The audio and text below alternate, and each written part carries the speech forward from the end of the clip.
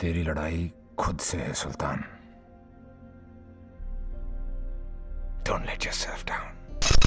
अगर सनी पाजी 67-68 साल की एज में जाट में एकदम धमाकेदार एक्शन कर सकते हैं, रजनीकांत जो जेलर बना सकते हैं 71 साल की उम्र में, then everything is possible. Film industry के बारे में एक कहावत है कि फ्राइडे हर एक इंसान का टेस्ट लेता है। किस फ्राइडे को तुम्हारी किस्मत कब चमक जाए, किस फ्राइडे को तुम्हारी किस्मत कब गिर जाए, इसका कोई भरोसा नहीं है। एंड सबसे बड़ी बात ये होती है जब इंसान का डाउनफॉल आता है, बुरा वक्त, बहुत सारे ऐसे लोग होते हैं जो उसका साथ छोड़ देते हैं। एंड मोस्ट ऑफ द लोग एक्चुअली में तुम्हारी स्टारडम या फिर तुम्हारे उस चीज के चक्कर में ही साथ में होते हैं जो कि तुमने कमाई है। And as a human nature ये कोई गलत बात भी नहीं है, क्योंकि हर एक इंसान तुमसे अपेक्षाएं रखता है। हर एक इंसान आपसे सिर्फ रिजल्ट चाहता है। तुमने कितनी मेहनत करी है, कहाँ मेहनत करी है, दैट डजंट मैटर। इवन जब तुम इंसान को रिजल्ट नहीं दे पा रहे हो तो वो सारी चीजें वेस्ट ही हो जाती हैं। एक वक्त था जब सलमान खान का नाम ही ब्लॉकबस्टर की गारंटी हुआ करता था। भाई का नाम लेते ही थिएटर के सामने हाउसफुल के बोर्ड लग जाते थे। एंड वही सलमान खान साहब आज पिछले 6 सालों से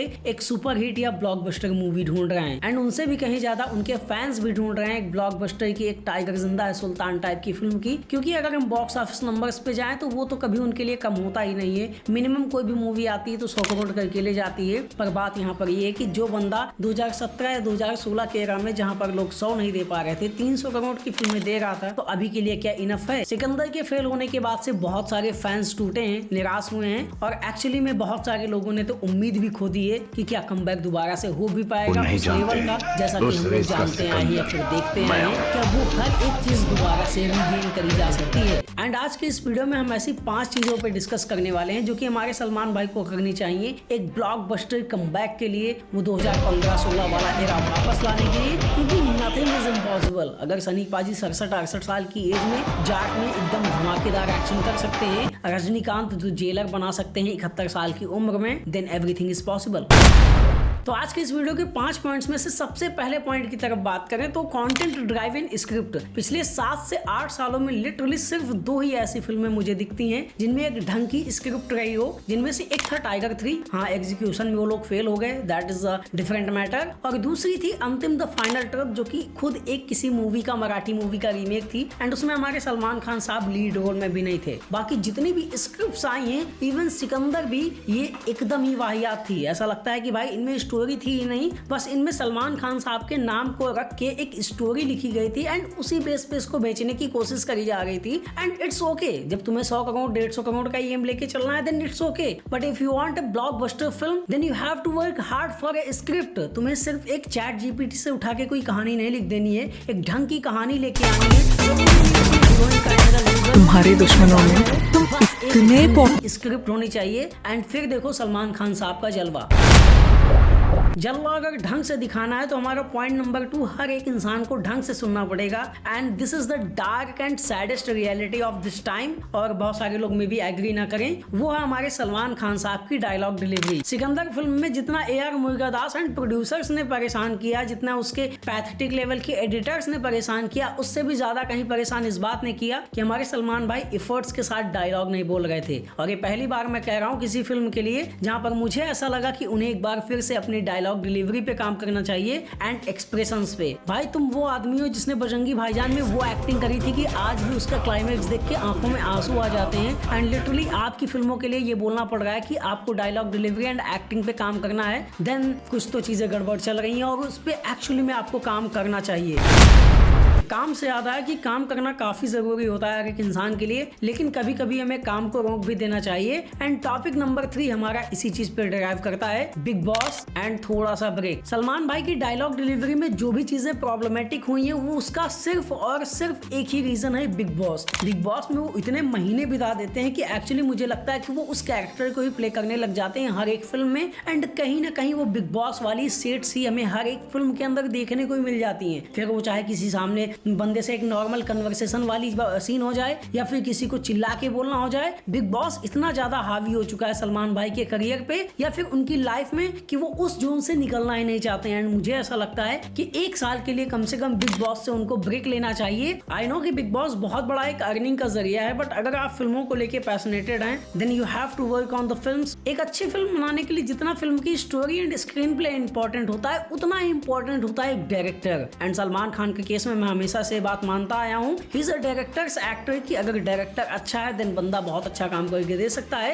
एंड अगर डायरेक्टर ढंग का नहीं है तो वो काम ले नहीं पाएगा। अब बहुत सारे लोग कहेंगे कि AR मुरुगदास काफी बेहतरीन डायरेक्टर हैं, पर सिकंदर कैसे खराब हुई? तो बात यहाँ पर है कि भाई का ऑरा एंड स्टारडम, इस इंडस्ट्री के अंदर काम करने वाले मैक्सिमम डायरेक्टर सलमान खान साहब के सामने आना ही नहीं चाहते हैं, या फिर वो उनसे घबराते हैं उनकी पर्सनालिटी से, एंड वो ऐसा कुछ कर रहे होते हैं कि लोग उस पर कमेंट भी नहीं करते हैं। AR मुरुगदास को कहते हैं कि भाई ये बंदा सामने से बोल देता है, बट मुझे यकीन नहीं होता है कि सिकंदर में वो जब भाईजान अपने सीन्स कर रहे थे तो कैसे उन्होंने अलाउ किया कि भाई इट्स अ फाइनल कट और इसको रखते हैं, उन्होंने क्यों उनको टोका नहीं? तो एक ऐसा डायरेक्टर चाहिए जिसकी बात या तो सलमान खान सुनना चाहते हो, या फिर जो उसका बहुत अच्छा दोस्त हो, जो उन्हें समझता हो कि भाई इस बंदे से किस तरह से काम निकलवाना है। एंड उसके लिए मुझे लगता है कि अली अब्बास जफर या फिर कबीर खान से बेहतरीन कोई डायरेक्टर आज के टाइम पे हो ही नहीं सकता है, क्योंकि ये वो ऐसे लोग हैं जो सलमान खान से कैसे काम करवाना है ये जानते हैं। हमने ये देख लिया है कि अच्छे डायरेक्टर से अच्छा प्रेजेंटेशन तो आ सकता है, बट स्टिल सलमान खान से काम करवाना काफी हार्ड काम हो चुका है आज के टाइम पे।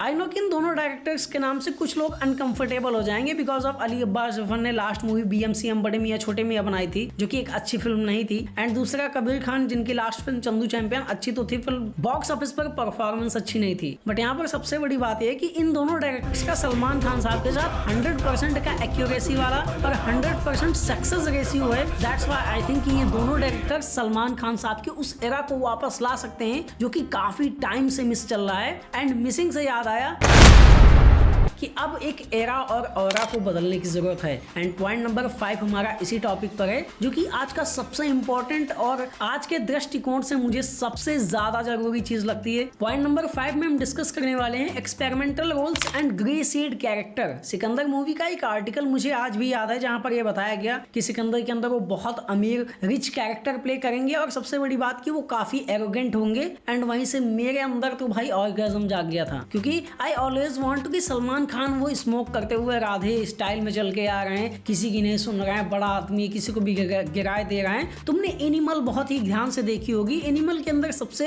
अच्छी और बेहतरीन चीज मुझे यही लगी थी कि रणविजय का कैरेक्टर इतना टॉक्सिक हो जाता है, अपनी अमीरियत का शो ऑफ इतना ज्यादा करता है कि वो एक टाइम पर मजा देने लगता है। अगर सिकंदर में यही कैरेक्टर इतना सॉफ्ट हार्टेड ना हो कि एक ग्रे शेड कैरेक्टर होता, लोगों की भले ही मदद कर देता, बट उसके अंदर ग्रे शेड इतनी ज्यादा हावी होती कि उसकी अच्छाई भी दब रही होती, तो कहीं ज्यादा बेहतरीन रिस्पांस मिलता।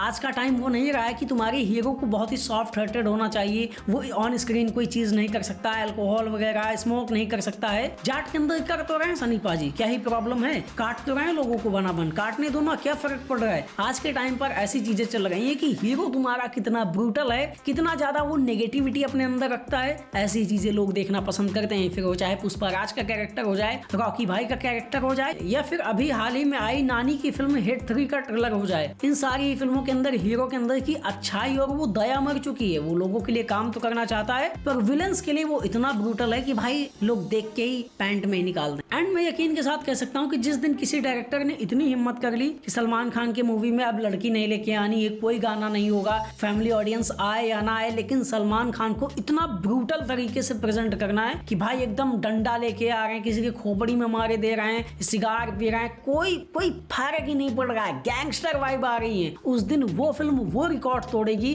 जो तुम सपने भी नहीं सोच सकते हो। एंड मुझे ऐसा लगता है कि आज के टाइम पे कमबैक करने के लिए सबसे जरूरी फिल्म है एक ग्रे शेड कैरेक्टर वाली, जिसका कैरेक्टर सबसे ज्यादा टॉक्सिक हो, पर यहाँ पे लव स्टोरी नहीं घुसेड़नी है। खैर, तुम्हारा इन सारी चीजों के बारे में क्या कहना है? तुम इन 5 पॉइंट्स में से किस पॉइंट से सबसे ज्यादा एग्री करते हो वो कमेंट सेक्शन में बताओ। एंड सबसे बड़ी बात यहाँ पर ये कि मैंने कुछ नई चीजें चालू करी हैं, जैसे कि एक फैन फिक्शन स्टोरीज मैंने क्रिस 4 के बारे में लिखा है, मैं अनाउंस करने वाला था बट अभी ऐसा ही बता रहा हूँ कि क्रिस 4 मूवी की स्टोरी मैंने लिखी है अपने हिसाब से, जो कि मुझे लगता है कि ऐसा होना चाहिए। आलतू फालतू नहीं, थोड़ा काम भी किया है जिंदगी में, पहली बार मैंने राइटिंग करी है, अप्रोक्सीमेटली 20 पेज लिखे हैं मैंने, मतलब सारे सीन्स को उतना एक्सप्लेन मैं करता नहीं हूँ। सो आई होप कि तुम्हें वो पसंद आए। अब मैं कंफ्यूज हूँ कि उसको अपलोड कहाँ करना है, क्योंकि मेरे पास प्लेटफॉर्म है, 2 चैनल्स हैं, बट अभी भी स्टिल कंफ्यूज हूँ कि वैसा कंटेंट कहाँ पे लेके आना है। तो जो लोग लास्ट तक देख रहे होंगे उन्हें ये बात पता चल गई होगी। बाकी अभी देखते हैं आगे क्या होता है। मिलेंगे अगले वीडियो में। ओके बाय, जय हिंद, लव यू। और हाँ, वीडियो पसंद आया तो चैनल को सब्सक्राइब कर दें।